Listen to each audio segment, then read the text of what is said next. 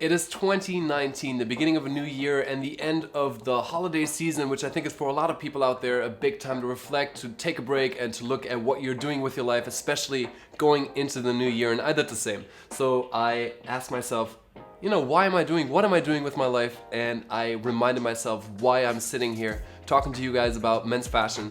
And today I want to tell you a little bit of the story of how I personally got into fashion in the first place, what hooked me on it, what made me move to New York for it, what made me study it for 4 years in college, what has had me working in the industry for 5 years, and what has me now telling you guys about what I've learned, what I've experienced, and hoping to share some inspiration with you guys. I think I was around 15 years old when I started really experimenting with fashion. That's when I started dancing. I was taking dance classes in Germany, and I was wearing hip-hop clothes. So that was me in my FUBU jeans, like silver baggy jeans, and my baby blue Timberlands that I got customized. And I don't know, like a really dark period if you look at fashion overall, but that's when I started caring about what I look like, caring about how I expressed myself through clothing. In the beginning, that was actually really difficult because I was pretty much an outcast in terms of my clothing when I went to school. I don't know, I was not being made fun of per se, but nobody really understood what I was doing. We were all teenagers, 15, 16 years old. You were supposed to blend in and to make it easy on yourself, but I didn't care. I wanted to experiment and try things, and obviously I didn't stick with it. I'm not sitting here in a full sweatsuit right now. I think it's just very important that you find out who you are, if fashion is something you care about, fairly early on, because what then happened as I just stuck with what my style was is people started respecting me for it, and obviously I started refining it. I stopped just dressing like super hip-hop and I started, matching colors and just wearing things that were more coordinated, and just I developed my language of fashion, and that other people noticed.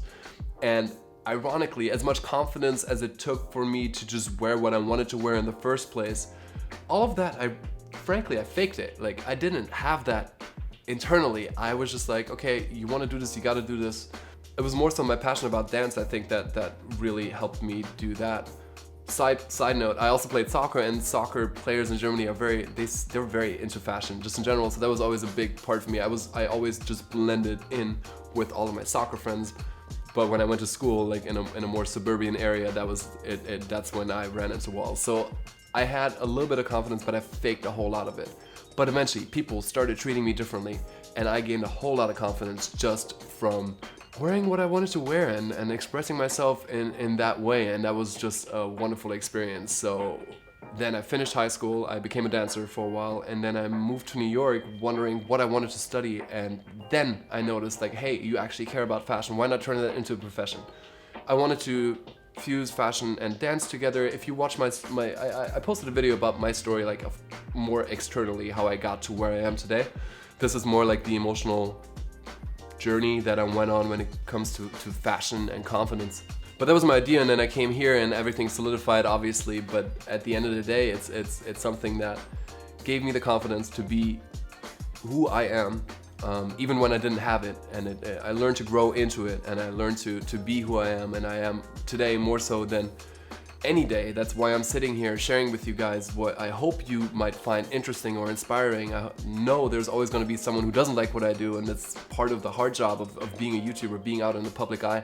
But that's not what matters to me. What matters to me is that I've had conversations with fans and followers that said I've changed their lives for the better because they've gone on a similar journey that I have. Really, I gave them the confidence, enough confidence to start experimenting and find their own confidence, and that's why I do what I do, and that's what I wanted to share today, and that's why I'm excited for 2019 and making more content for you guys, and I hope you enjoy all of it.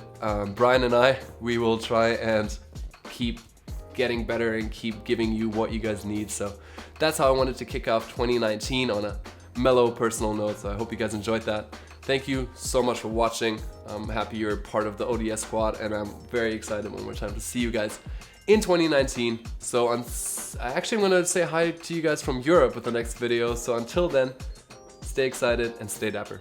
Bye.